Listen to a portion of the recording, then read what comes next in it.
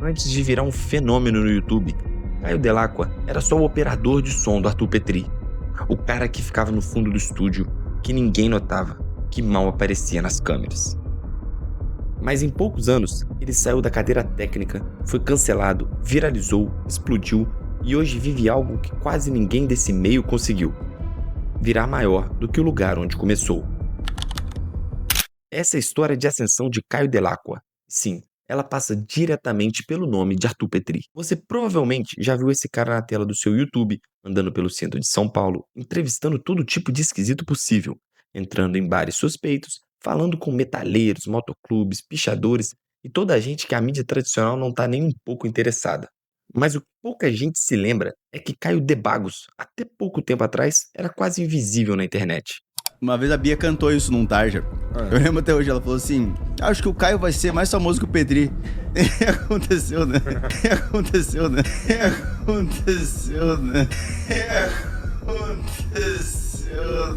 O título desse vídeo é um clickbait, então não adianta você ficar puto. Caio é amigo de Arthur Petri e provavelmente é grato a ele pelas grandes oportunidades que o amigo deu. E é difícil comparar a atuação dos dois, quando apesar de terem estilos parecidos, os formatos que eles trabalham são totalmente diferentes. Mas é fato que durante muito tempo, Caio era muito conhecido na internet por ser o operador do Arthur Petri, ou o cara que xingava outros comediantes junto com o Arthur Petri, ou o Dedé do Arthur Petri. Na verdade, esse ninguém chamava, né? Mas parece um pouco. Você que deu azar. A gente ia vir só de equipar. Não ia fazer sentido nenhum. Eu tenho que cortar o meu prepúcio à toa. Dessa vez não foi à toa. Quer ver?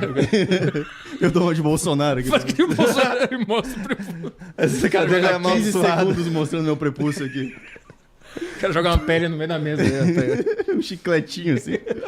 Antes de tudo isso, antes de flow, matérias de rua, comédia e milhões de views, o Caio Dell'Acqua tentava ser jornalista. Ele chegou a fazer matérias sérias no interior de São Paulo, em Sorocaba, numa fase em que a comédia sequer era seu plano A, mas foi em 2018 que a história começou, de fato, a mudar. Naquela época, o Petri ainda não tinha uma empresa de fato estruturada na internet. Existia o Saco Cheio, mas o resto ainda era ideia, e foi justamente aí que seus caminhos se cruzaram. E da forma mais Caio Dell'Acqua possível.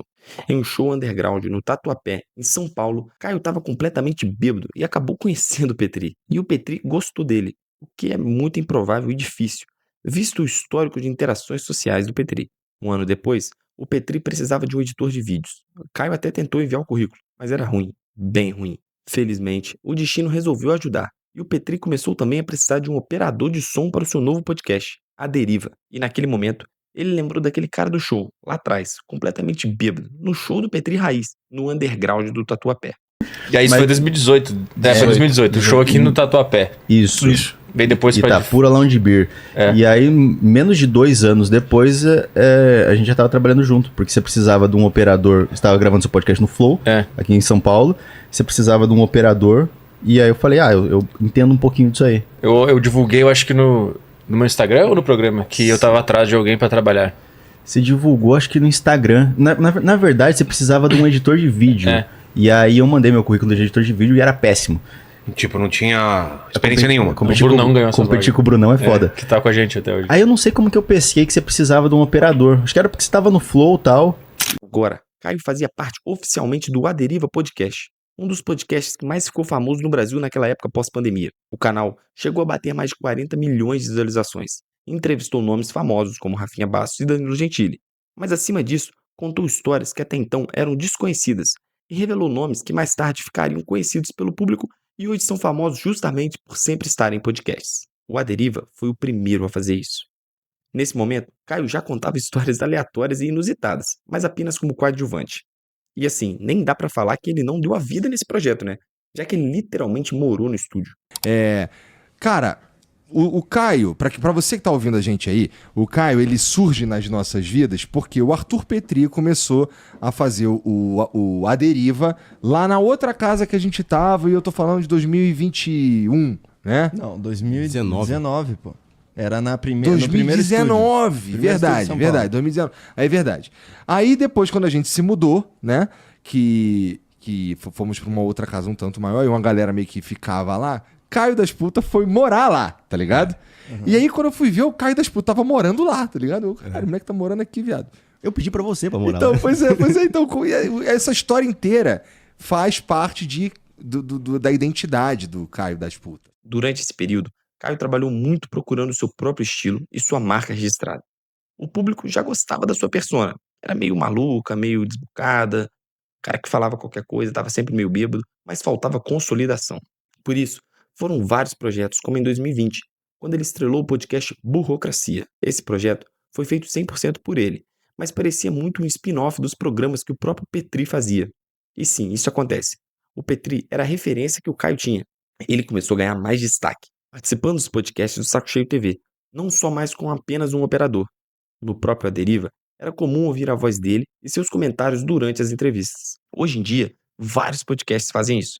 Mas até 2021, que só existiam 5 ou 6 podcasts, isso não era comum. Além disso, muita gente considerava ele como um Arthur Petri um pouco mais ácido, com piadas mais pesadas. Assim, ele começou a participar de bancadas de programas como Tarja Preta FM. Eu acho que ele era um Arthur Petri um pouco mais fumante de Marlboro, assim. E isso fez ele ser cancelado, junto com toda a galera do programa, por uma piada com trans, ainda em 2021. E esse cancelamento foi um divisor de águas. O Flow fez questão de falar publicamente que não tinha qualquer relação com o projeto. A mídia estava em cima, os poucos anunciantes saindo fora. Se esse cancelamento foi um baque gigante para o Petri, que já era consolidado na internet, imagina para um operador de áudio que estava apenas começando. Além de operador, ele era também um comediante em formação. O problema, ele repetia o mesmo estilo do Petri de ser crítico ao stand-up e aos comediantes brasileiros. E isso fez ele não ter qualquer prestígio na cena. Cancelado, com os projetos que participava em risco, morando de favor e sem a menor perspectiva de se tornar um comediante conhecido, Caio Dell'Acqua viu de perto sua carreira começar a desmoronar, antes mesmo de começar. E foi assim que em 2022 ele começou a viralizar. Ele começou a fazer reviews de várias bebidas e começou a viralizar no Instagram, criando o épico vídeo do Itaikaga. Quando me falaram que essa cerveja era do Rio, eu tive que conferir. É uma cerveja do Rio de Janeiro ou uma cerveja do Rio de Tietê? E por ser uma cerveja do Rio de Janeiro, eu acho que ela homenageia bem o Rio, já que tomar Itaipava é semelhante a tomar uma bala perdida. Como se não bastasse, esse projeto começou a furar a bolha, trazendo seguidores e um ânimo a mais para Caio tocar os seus próprios projetos. Legal. Ó, demais, o melhor review que a gente teve, cara. Valeu. Legal. Mas isso não era o bastante. No meio disso tudo, Caio decidiu focar 100% no seu projeto aqui no YouTube. E já em 2023, seu canal estourou e passou a ser reconhecido. E não é por menos. As suas matérias eram incríveis. Uma delas, perguntas que o IBGE não faz, foi responsável pela virada de chave. Esse vídeo foi reagido por nomes como Orochinho, que eu não faço a menor ideia de quem seja, mas parece que ele é conhecido, e o grande Michael Kister, o que, segundo o próprio Caio, foi fundamental para o canal ganhar projeção e fazer ele viver de YouTube. Em 2025, enquanto seu canal já estava viralizado e não parava de crescer, Caio assumiu um lugar simbólico muito importante. Ele substituiu Thiago Carvalho no podcast Desinformação. O projeto acabou pouco tempo depois, mas o recado era claro. Caio já não era mais a figura de bastidores, e sim alguém da bancada. No seu canal, que hoje conta com quase 500 mil inscritos e mais de 90 milhões de visualizações, Caio continua a contar histórias, assim como fazia ajudando no A Deriva. Mas ele faz isso de forma diferente, indo até os lugares, mostrando mais do que as pessoas. É uma mistura óbvia de jornalismo e entretenimento. Ele diz que suas inspirações são CQC e o Pânico, mas eu entendo que ele parece uma versão mais nova, mais de internet e mais humorística do extinto A Liga, que teve a apresentação de Rafinha Bastos. Por ter feito sucesso nesse formato de rua, algumas pessoas chegam a comparar o canal dele com o Diogo Defante. E eu não sei se faz sentido. O Defante parte de um humor nonsense e de constrangimento. Caio entrega piadas mais sofisticadas e leva informação para o público. Se essa combinação foi totalmente planejada ou não, o fato é que Caio juntou a comédia com o jornalismo. Olhando para sua história, pode ser que isso tenha começado lá atrás, enquanto ainda fazia matérias sérias em Sorocaba, e que agora reaparece de forma muito mais autoral. Caio faz matérias em lugares tradicionais de São Paulo, mas sempre olhando para os nichos que quase ninguém olha, mas que são muito interessantes. Veja só, como eu dei o exemplo dos metalheiros, dos pichadores, dessas casas bizarras que ele vai com alguém que tem uma história sempre muito interessante. E também os vídeos que ele tem, sobre a vivência em São Paulo. Para entendermos um pouco a mente do Caio, recentemente ele participou do Achismos, do Meirelles, onde ele fala um pouco da sua mente e do seu processo criativo. Esse dia eu entrei em transe, assim, na academia, eu até pensei que a menina pensou que eu tava olhando pra bunda dela, porque ela saiu correndo de perto de mim. Muitas vezes a gente só tá criando. Tá vendo como é que é o machismo? Na verdade, são homens pensando. Cara, eu fiquei sério com isso na cabeça, porque eu travei, eu comecei, tipo assim, entrar em transe, assim, e eu tava tendo uma ideia muito louca, eu tava chapado, assim, na minha própria cabeça. Aí eu só vi uma menina meio ofendida saindo rápido, assim. Aí você falou, videogame. Tipo, totalmente o oposto. Aí eu falei, puta, um vídeo sobre tal coisa seria muito foda. Foi tipo isso, eu anotei a ideia. E essa participação no Meirelles, né, no Achismos, só coroou 2025 como o grande ano da sua carreira. Ele também participou do The Noite, com Danilo Gentili, fazendo sua participação no programa da TV aberta de grande audiência. Ele também retornou ao Flow Podcast, não mais como um operador que ficava fora de quadro, nem como amigo do Petri. Muito menos foi lá pedir favor pro Igor pra morar lá, mas como um protagonista. Hoje, ele também passou a produzir conteúdo para grandes marcas, algo impensável lá atrás, quando era apenas o cara do som. E eu acho que no fim, essa é a ideia de ter superado Arthur Petri. Não como uma competição direta, não como uma rivalidade, mas como um marco simbólico. Superar o lugar onde ele começou, superar o rótulo de operador, superar a sombra do que ele não era e ter sua própria persona. Caio Dell'Acqua não superou Arthur Petri como pessoa, ele superou o papel que lhe foi dado no começo e construiu sua própria carreira.